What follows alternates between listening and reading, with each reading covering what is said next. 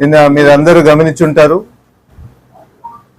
మాజీ ముఖ్యమంత్రి గారు వైఎస్ జగన్మోహన్ రెడ్డి గారు మత్స్యకారుల తరఫున అక్కడ పెట్టిన ఫిషింగ్ హార్బరు, ఆయన స్థాపించిన ఫిషింగ్ హార్బర్ దాదాపు 300 కోట్లు ఖర్చు పెట్టి వాళ్ళందరికీ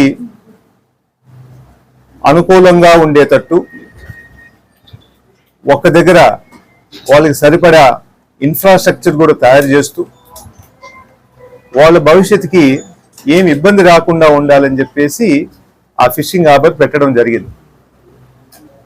అది ముందు కృష్ణపట్నం పోర్టు ఆ విధంగా ఆ ఏరియాలో అంతా స్ప్రెడ్ అయి ఉంటే, ఇప్పుడు కృష్ణపట్నం పోర్ట్ అనేది ప్రైవేట్ వ్యవస్థకి ఇచ్చారు కాబట్టి వాళ్ళకి ఒక ఫిషింగ్ హార్బర్గా తయారు చేసి దాదాపు 3 సంవత్సరాల్లో కంప్లీట్ కూడా చేసేసి 10% నిధులు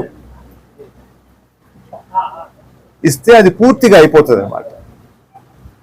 వాళ్ళందరికీ చూసి మనం ప్రైమ్ మినిస్టర్ గారు కూడా ఆగస్టు 24లో దానికి ఓపెనింగ్ సెరమనీ కూడా పెట్టి ఆ పోర్టుని కూడా ఇనాగరేట్ చేశారు. అది ఇంకా ఆ మత్స్యకారులకి వాళ్ళకి ఆ హ్యాండ్ ఓవర్ చేయడం తప్ప ఇంకేం లేదనమాట. కానీ కూటమి ప్రభుత్వం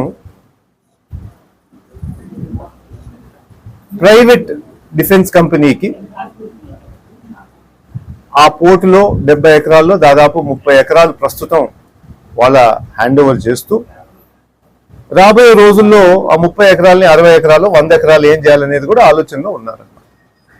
ఆ డిఫెన్స్ కంపెనీ మీ అందరికీ తెలుసు, ఒకసారి వాళ్ళు స్థాపించిన తర్వాత అక్కడ ఉండే మత్స్యకారులకి లోపలికి పోవాలన్నా కానీ ఒక సెపరేట్ ఐడెంటిటీ కార్డు కావాలి, ఎవరైనా అనుమతిస్తేనే లోపల పోవాలి, ఏ టైం అయినా కానీ లోపల పోవడానికి వాళ్ళకి ఆ ఫ్రీగా మూవ్మెంట్ లేకుండా పోతుంది. రెండోది ఉండే ఇన్ఫ్రాస్ట్రక్చర్ ఏముందో